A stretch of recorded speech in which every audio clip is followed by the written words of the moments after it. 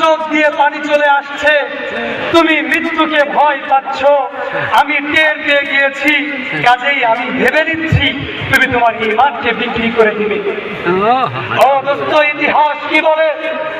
রোমের শেষ বাদশার সম্মুখে আব্দুল্লাহ বিন হুযায়ফা যে কথাগুলো বলেছিলেন তা আজও পর্যন্ত ইতিহাসের কিতাবের মধ্যে স্বর্ণের অক্ষরে লেখা রয়েছে।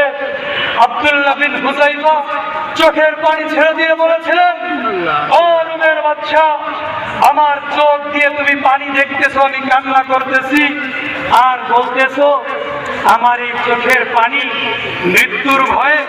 আরে ভাই না, আমি তো এজন্য কান্না করতেছি যে আমার ক্ষুদ্র মাত্র একটি প্রাণ, এত বড় মালিক আল্লাহর জন্য একটি প্রাণ কুরবানি করে কিভাবে বুঝাবো?